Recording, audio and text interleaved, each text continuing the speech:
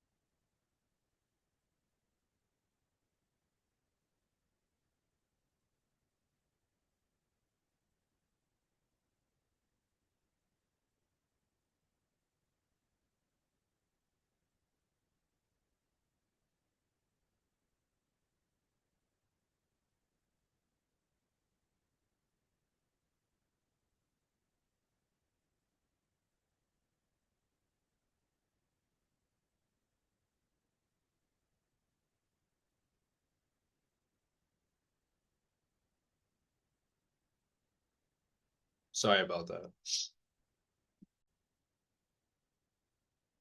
So now I'm going to talk about facilitative emotions. So these are basically emotions that help an individual function in an effective and positive way. Probably all emotions can be used in a facilitative way, including anxiety or anger. For example, for both of them, anxiety can help. Let's say for like a sports game or something, it makes you more alert and more feel ready to go instead of being loosey goosey and all that. And anger is a good one for even letting just being able to let your words come out and like maybe like an argument. Yes, being angry is not always a good thing, but sometimes it might be, especially even for sports as another example for anger. Facilitative emotions are key to promoting psychological health and well-being. They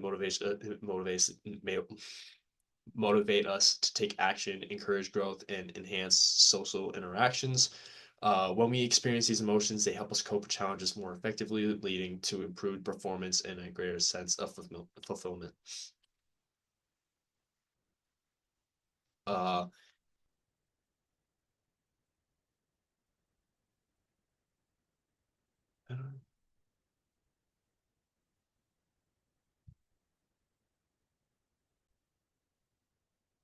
Okay, I'm going to talk about facilitative emotions now. So basically, these are emotions that help an individual function in an effective and positive way. All emotions can be used in a facilitative way, including anxiety or anger. An example for both of them would be anxiety is really good for even for sports because it makes you more aware of your surroundings and helps you be more alert. Or even anger, even using the example of sports, helps you have the drive to actually want to win because that's what basically anger does. And facilitative emotions are a key to promoting psychological health and well-being, and they motivate us to take action, encourage growth, and enhance social interactions. And when we experience these emotions, they help us cope with challenges more effectively, leading to improved performance and a greater sense of fulfillment. And then we got debilitative emotions, basically kind of the exact opposite. So these are emotions that hinder or impair our functioning, well-being, and decision making. These basically can occur to more negative type of emotions, anger and anxiety. Of course, these are what's probably going to come up to us. Um, a couple examples could be anger creates negative energy, encourages rash and quick decisions, so whether you don't think it fully through. Anxiety could create an excessive amount of worrying and anxiety attack, as what we've seen in the clip before from Inside Out. We got boredom, which basically gives yourself a lack of motivation, a lack of joy, and a decreased attention span.